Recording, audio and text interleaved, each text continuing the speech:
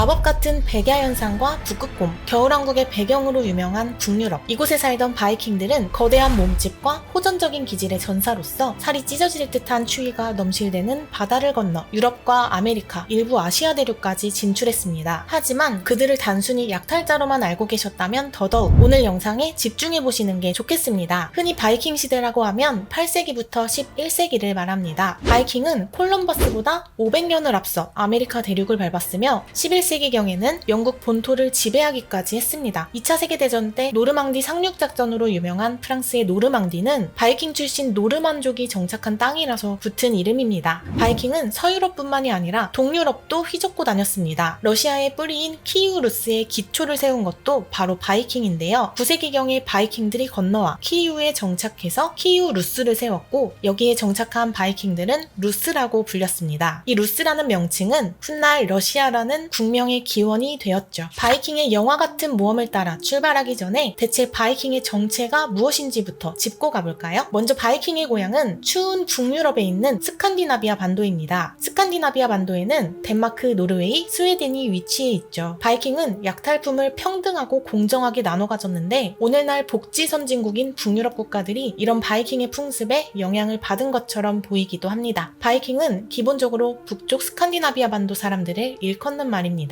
그런데 바이킹이 여기저기 쳐들어가면서 토착민과 융합돼 다른 이름을 갖게 되기도 했죠. 4세기에서 5세기경 북쪽에서 게르만족이 대이동을 하면서 로마 제국이 붕괴하고 유럽에서 중세시대가 열렸잖아요. 북쪽에서 내려온 바이킹도 게르만족의 일파입니다. 게르만족은 하나의 종족이 아니라 여러 부족의 집합체인데요. 게르만족 중에서도 스칸디나비아에 살던 바이킹들을 노르드족이라고 합니다. 그리고 프랑스 노르망디에 정착한 노르드족 바이킹을 노르만족이라고 부르게 됐죠. 스칸디나비아에 있던 바이킹 초창기 사회에선 사실상 스웨덴, 덴마크, 노르웨이 구분 없이 같은 언어와 문화를 공유했습니다. 바이킹 노르드족의 전형적인 거주지는 롱하우스라고 불렸는데 내부에 창문이 없어 어두컴컴하고 길쭉하게 이어진 형태였습니다. 주인 부부는 끝쪽에 침실을 두고 칸막이 같은 걸로 그나마 프라이버시를 보호했고 다른 식구들은 기다란 원룸 같은 나머지 공간에서 잠을 잤습니다. 흔히 사람들이 살기 힘들고 빈곤해질수록 도적대가 들끓게 되잖아요. 바이킹 시대가 개막한 8세기 역시 그랬습니다. 스칸디나비아 반도에는 인구가 불어나고 있었고 농사지을 땅이 부족해졌으며 점점 기후도 변하고 있었습니다. 애초에 북유럽 땅은 거칠고 척박해서 입지가 좋지 못했죠. 자원이 부족하니까 덴마크, 스웨덴, 노르웨이 사이에서는 끝도 없는 자원 쟁탈전이 펼쳐졌습니다. 이 구역 사람들은 가뜩이나 거칠고 강한 바이킹 종족이라 서로의 해안마을을 쑥대밭으로 만들며 자기들끼리 죽어라 전쟁을 벌였죠. 바이킹이 호전적인 이유를 좀 더 깊이 이해하려면 그들의 세계관, 그들이 믿었던 신을 살펴보는 게 좋습니다. 아래쪽 유럽 본토에선 4세기경 로마의 공식 종교가 된 이후로 기독교가 넓게 퍼져나갔지만 북유럽은 아무래도 기독교 전파가 늦었습니다. 바이킹들이 믿고 있던 대표적인 신은 오딘이었는데요. 천상의 요새 아스가르드에는 오딘 신을 비롯한 여러 신들이 살았는데 그중 제일 유명한 신이 바로 거대한 망치로 천둥을 내리는 토르입니다. 하지만 여러 신 중에서도 바이킹들이 특히 오딘을 최고로 여긴 이유가 있었습니다. 용감하게 싸우다 죽은 전사는 신에게 영광스러운 보상을 받는다고 믿어졌는데요. 용맹한 전사는 사후에 아스가르드에 있는 오딘의 거대한 저택, 즉 바랄라에서 파티를 즐기며 재밌게 살아갈 수 있다고 믿었던 것입니다. 그래서 바이킹 전사들은 기본적으로 전장에서 용맹하게 싸우다 죽는 것을 고귀한 죽음으로 여겼던 거죠. 물론 이 호전적인 기질 때문에 이웃끼리 싸움도 많았습니다. 길 가다 사소한 시비만 붙어도 집안과 집안 싸움으로 불같이 번지고 결국 누구 하나가 죽어나가든 상대편 집을 잿더미로 만들든 끝장을 보니까 이런 모든 갈등은 의회에서 엄격하게 다스렸어요. 농사짓기 쉽지 않았던 환경상 바이킹은 원래 무역을 하면서 외국인을 자주 접했는데 자연스럽게 외국의 부와 자원에 눈을 뜨고 약탈할 게 더 많은 해외로 눈을 돌리게 됩니다. 바이킹이 어딜 쳐들어갈 때는 흔히 롱십이라는 배를 탔습니다. 앞뒤가 없이 가늘고 기다란 이 바이킹선은 지구에서 파도가 제일 거칠다는 북유럽 앞바다도 거뜬히 건널 정도로 실용적이었고 우아한 곡선미로 예술성까지 갖췄습니다. 바이킹들은 용맹한 전사인 동시에 예술적 감각도 뛰어났거든요.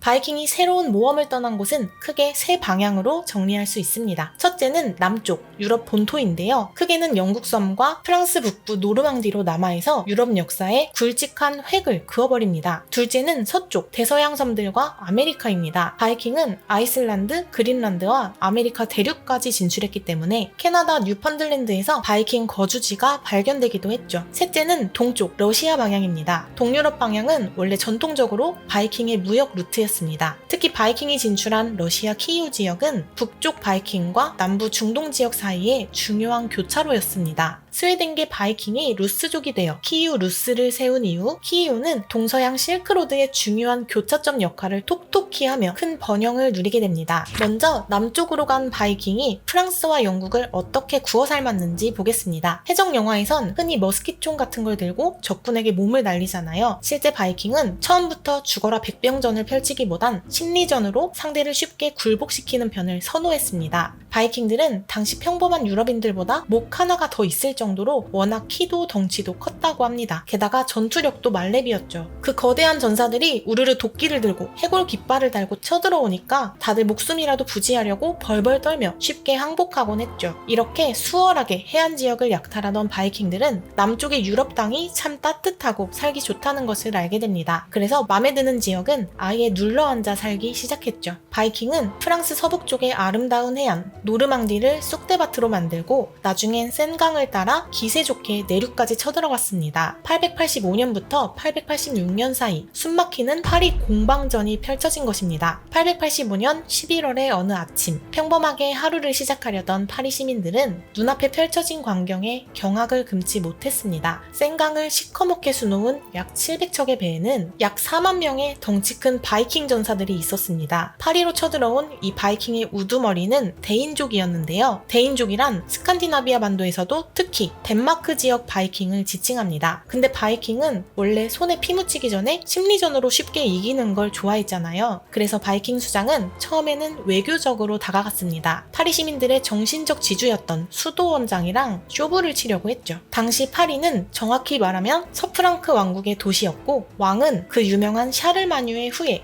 일명 뚱보왕 샤를이었습니다. 파리의 수도 원장은 뚱보왕 샤를에게 무조건 파리를 지키라는 명을 받았기 때문에 맘대로 항복할 수도 없었습니다. 파리 시민과 바이킹들은 성벽을 사이에 두고 서로를 죽이기 위해 수단 방법 가리지 않았습니다. 곡괭이로 미친 듯이 성벽을 찍으며 올라오는 바이킹들을 향해 파리 사람들은 펄펄 끓는 기름을 냅다 쏟아버렸고 심각한 화상을 입은 바이킹들은 비명을 지르며 나가 떨어졌습니다. 묵직한 물건을 떨어뜨려서 바이킹을 압사시키기도 했죠. 그러자 독이 바짝 오른 바이킹은 그들의 배 몇 척에 불을 지른 뒤 파리로 진입하는 다리 쪽으로 보냈는데 불타는 배는 그저 성벽에 통통 부딪히다가 다시 튕겨져 허망하게 흘러갈 뿐입니다. 파리 시민들에겐 희망의 빛이 보이는 듯 했습니다. 하지만 바이킹은 지긋지긋한 포위전을 펼쳤고 점차 포위된 파리 시민들은 굶고 병들어 죽어가기 시작했는데요. 그렇게 무려 1년을 버티고 있을 때 뚱보왕 샤를이 그제야 나타났습니다. 파리 시민들은 그동안 죽을 힘을 다해 항복도 안 하고 버텼지만 허무하게도 뚱보왕 샤를은 바이킹에게 은 700파운드를 쥐어주고 바로 협상해서 상황을 끝내버렸죠. 왜냐면 왕은 바이킹에게 돈을 쥐어주고 보내면 파리를 다신 공격하지 않을 거라고 생각한 겁니다. 실제로 바이킹은 나름 신용을 잘 지키는 편이라 돈을 받고 철수한 곳은 다시는 침략하지 않았는데요. 문제는 그때 쳐들어간 바이킹 말고 또 다른 바이킹 부족이 계속 새롭게 또 쳐들어오고 또 돈 받고 물러나고 반복하는 바람에 끝도 없는 약탈이 반복됐다는 겁니다. 뚱보왕 샤를은 한술 더 떠서 바이킹에게 파리 내부 진입까지 허락해줍니다. 대신 한겨울에만 파리를 약탈해라, 그리고 봄 되면 철수해라, 이런 조건이었죠. 파리 시민들은 어이가 없었습니다. 바이킹을 뇌물로 매수한 뚱보왕 샤를이 사망하자 파리 시민들은 아주 기뻐했다고 하죠. 한편 은과 약탈품을 두둑히 챙긴 바이킹들은 약속대로 철수했고 그들 중 일부는 그곳에 눌러앉아 프랑스에 적응하며 살기 시작합니다. 애초에 바이킹의 목표는 유럽을 제패해 대제국을 세운다거나 아니면 기독교 문명을 파괴하겠다는 게 아니었습니다. 그저 단순히 따뜻한 남쪽 땅과 각종 보물을 넉넉히 얻고 싶었을 뿐이었죠. 그래서 필요하다면 그곳의 풍습과 종교도 금방 받아들이는 적응력 갑이었습니다. 프랑스 해안에 정착한 바이킹들은 노르만족으로서 새로운 정체성을 이어갔고 오딘 신을 등진 채 기꺼이 기독교로 갈아탔습니다. 그리고 이 땅은 노르망디라는 이름으로 불리게 됐죠. 근데 바이킹들이 노르망디에 마음껏 자리 잡고 살 수 있었던 이유가 있습니다. 나중에 서프랑크 왕이 바이킹 수장에게 아예 이 땅을 하사했기 때문입니다. 당시 서프랑크의 단순왕 샤를이 머리를 쓴 건데요. 이미 바이킹 노르드족이 노르망디에 우르르 들어와 살고 있으니 그들을 내쫓거나 계속 싸우는 것도 다 의미 없다는 생각이 들었습니다. 그래서 차라리 바이킹 수장 롤로에게 노르망디 영지를 합법적으로 내주고 영주로 임명도 해주는 대신 너네가 거기 살면서 프랑스 좀 지켜달라고 거래를 한 거였죠. 롤로는 바이킹 세계에서 그닥 잘 나가는 지도자도 아니었기 때문에 이렇게 따뜻하고 좋은 땅도 주고 영주의 지위까지 주고 대접받으며 안정적으로 살 수 있게 해주니까 거절할 이유가 없었습니다. 롤로는 프랑스에 충성을 바치면서 다른 바이킹을 열심히 내쫓아줍니다. 이때 이후로 다른 바이킹들도 롤로의 정착 방식을 따라했습니다. 바이킹의 남쪽 정착지 중 백미 중의 백미는 단연 잉글랜드입니다. 793년 소규모 바이킹이 잉글랜드 동쪽 해안가를 약탈하러 가면서 기독교 세계를 공포에 떨게 한 이때 바이킹 시대가 본격 개막했다고 할 수 있는데요. 바이킹의 첫 습격은 잉글랜드의 성스러운 장소 린디스판 수도원이었습니다. 난데없이 나타난 침략자들에게 저항하던 수도자들은 학살당했고 발가벗겨져 끌려가다 바다에 던져지기도 했죠. 바이킹들은 그곳에서 성경에 박힌 보석과 빛나는 황금 십자가 같은 귀한 보물들을 싹쓸이해서 떠났습니다. 성전에 모셔둔 위대한 기독교 성인들의 유골을 개똥 밟듯이 유린하다니 영국인들은 얼마나 화가 나고 경멸스러웠을까요? 경악한 기독교도들은 잔인한 바이킹을 사탄 들린 이교도쯤으로 생각했죠. 그런데 실제로 바이킹은 기독교를 특별히 싫어해서 그런 건 아니고 그저 수도원에 값비싼 것들이 많이 보관돼 있어서 노린 것 뿐이었습니다. 이제 해적질 짬밥이 쌓이면서 점점 과감해진 바이킹들은 점점 해안만 툭 치고 빠지는 소심한 약탈에서 내륙까지 파고드는 대담함을 보이기 시작했습니다. 그러다 결국 바이킹이 영국을 장악하기에 이르렀죠. 잉글랜드를 구성하는 주요 민족은 게르만족에서 기원한 앵글로색슨족입니다. 1066년에 앵글로색슨족 인 참외왕 에드워드가 자식도 없이 사망하자 잉글랜드 왕국에선 사실상 앵글로색슨 출신 국왕의 맥이 끊겨버리게 되죠. 그 뒤를 헤럴드 2세가 잇기로 했지만 그 자리를 호시탐탐 노리는 맹수들이 나타나 영국 역사의 한 획을 왕위 쟁탈전이 펼쳐집니다. 잉글랜드 왕국의 왕좌를 노린 또 다른 두 인물이 나타난 겁니다. 왕좌의 게임에 뛰어든 첫 번째 인물은 노르웨이의 하랄 3세였습니다. 그는 헤럴드 2세의 동생에게 사주를 받고 잉글랜드로 쳐들어갔지만 기습 공격에 당해 전사하고 말았죠. 왕좌를 노린 두 번째 인물은 프랑스 노르망디공 윌리엄이었습니다. 윌리엄은 프랑스 노르망디를 지배한 바이킹 롤로의 후손인데요. 죽은 에드워드가 예전에 나한테 왕위를 계승해주기로 했다면서 잉글랜드에 쳐들어간 겁니다. 이미 하랄 3세랑 싸우느라 지쳐있던 헤럴드 군대와 패기만만한 윌리엄 군대가 헤이스팅스 마을에서 격돌했습니다. 누가 이겼을까요? 노르망디공 윌리엄이 당당히 잉글랜드를 차지합니다. 이때부터 영국에서 노르만 왕조의 시대가 시작된 것입니다. 재밌는 게 뭐냐면 이때 잉글랜드 왕좌를 놓고 싸운 헤럴드와 하랄, 윌리엄은 셋 다 바이킹 조상의 피가 섞여 있다는 점입니다. 가장 정통 바이킹에 가까운 인물은 노르웨이의 하랄 3세였는데요. 하랄 3세가 패배한 것은 곧 바이킹 시대가 막을 내렸다는 것을 의미했습니다. 잉글랜드를 비롯한 유럽 본토에선 노르망디 출신 노르만족이 대세를 휘어잡기 시작했죠. 8세기부터 시작된 화려한 바이킹의 시대는 11세기에 종말을 고하고